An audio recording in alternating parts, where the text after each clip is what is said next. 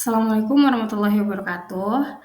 Kami dari kelompok 7 di sini akan mempresentasikan hasil diskusi kami mengenai modifikasi rencana pelaksanaan layanan bimbingan klasikal. Sebelumnya, saya akan memperkenalkan anggota kelompok kami. Yang pertama ada Mbak Ferawati, Mbak Rifkotul Munah Ngatiatul Maula, dan dengan saya Siti Zainah.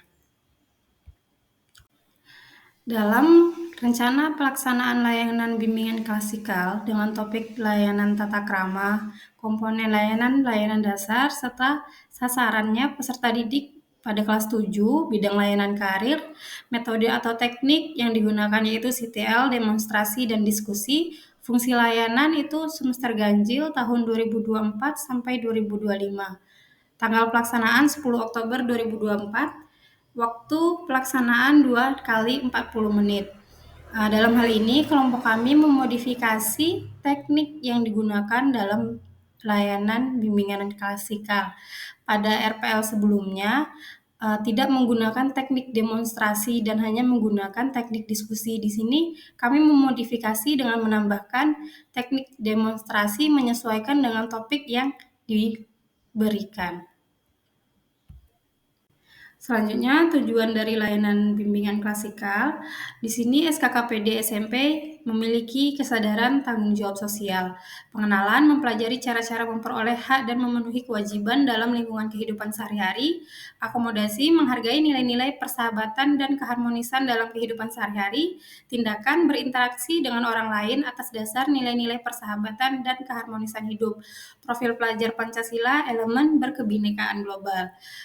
Yang kami modifikasi pada bagian ini itu ialah menambahkan profil pelajar Pancasila, di mana RPL sebelumnya yang kami lihat itu tidak menampilkan atau tidak mencantumkan profil pelajar Pancasila pada RPL.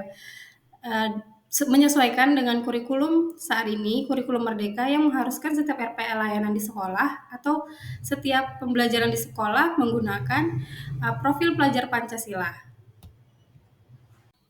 Selanjutnya pada poin pertanyaan pemantik, dalam hal ini ada 2. Yang pertama itu, apa yang kalian lakukan jika kalian berjalan di depan orang yang lebih tua? Yang kedua, menurut kalian apakah tata krama itu penting dalam sebuah interaksi sosial? Dalam hal ini, kelompok kami memodifikasi pertanyaan pemantik dengan menambahkan 1 pertanyaan, yaitu pertanyaan kedua, dengan mengharapkan dalam kegiatan layanan bimbingan klasikal, peserta didik dapat berpikir kritis dan juga aktif dalam kegiatan layanan bimbingan klasikal di kelas. Selanjutnya adalah kegiatan layanan. Tahap awal, pembuka. Guru BK membuka dengan salam dan berdoa. Kemudian membina hubungan baik dengan peserta didik dan menanamkan profil pelajar Pancasila, yaitu beriman, bertakwa kepada Tuhan Yang Maha Esa, dan berakhlak mulia di awal pembelajaran. Yang ketiga, menyampaikan tujuan layanan sehubungan dengan materi yang akan disampaikan. Dan yang keempat, menanyakan kesiapan kepada siswa dalam mengikuti kegiatan layanan. Pada bagian ini, kami tidak melakukan modifikasi karena menurut kami sudah sesuai dan tidak perlu diadakan modifikasi. Selanjutnya adalah kegiatan inti. Yang pertama, pengalaman konkret. Guru BK meminta peserta didik untuk mempraktikkan seolah-olah sedang berjalan di depan orang tua. Guru BK memberi kesempatan kepada peserta didik untuk menuliskan contoh-contoh sikap tata krama yang ada dalam lingkungan keluarga dan lingkungan masyarakat sekitar. Guru BK memberikan kesempatan kepada peserta didik untuk menyampaikan pendapat di depan kelas. Yang kedua, observasi.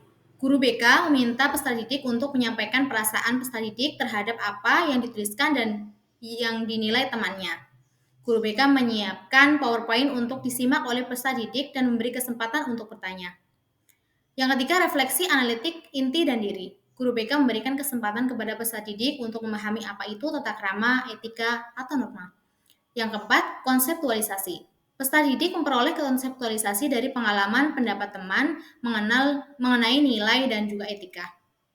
Pada bagian ini kami memodifikasi dengan memerinci pada bagian pengalaman konkret, di mana kami menyesuaikan pada modifikasi teknik demonstrasi. Maka untuk pengalaman konkret kami menambahkan dengan meminta peserta didik untuk mempraktikkan seolah-olah sedang berjalan di depan orang tua.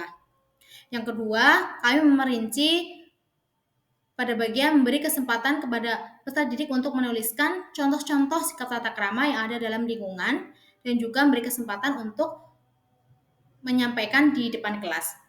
Ini kami maksudkan untuk meningkatkan keaktifan dari peserta didik dalam menganalisa apa yang ada di sekitarnya dan juga menyampaikan pendapat di depan orang lain.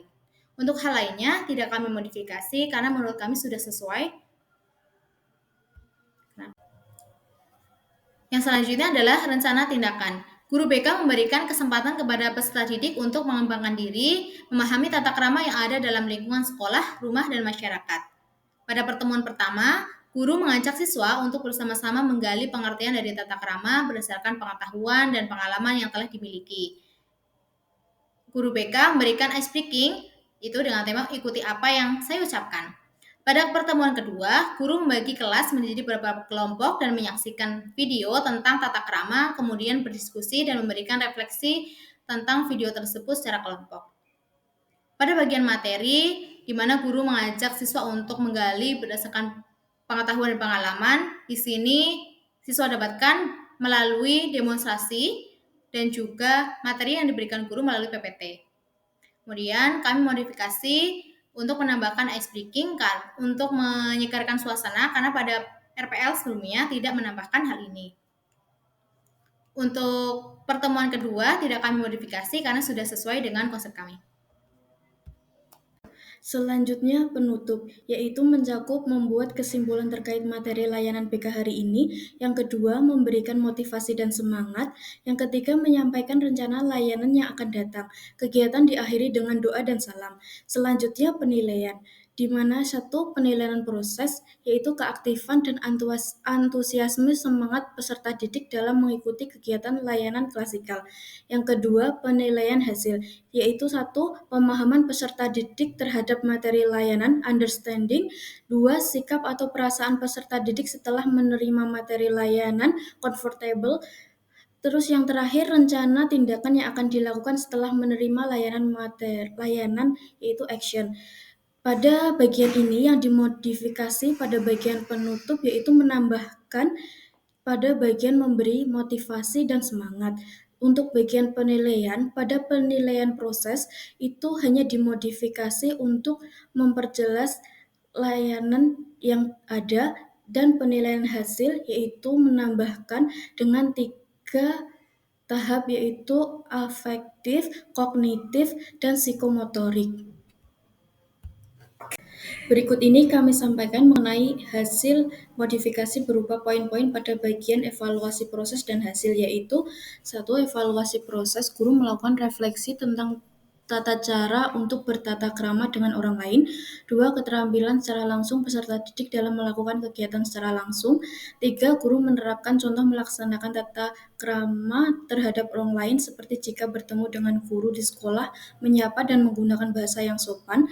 Terus yang kedua, evaluasi hasil. 1. Merasakan pemahaman baru dan mendapat pengetahuan tentang etika tata krama kepada orang lain. 2. Merasakan perasaan positif dan nyaman tentang materi tata krama yang disampaikan. 3. Merencanakan dan melakukan untuk bertata krama terhadap orang lain di kehidupan sehari-harinya.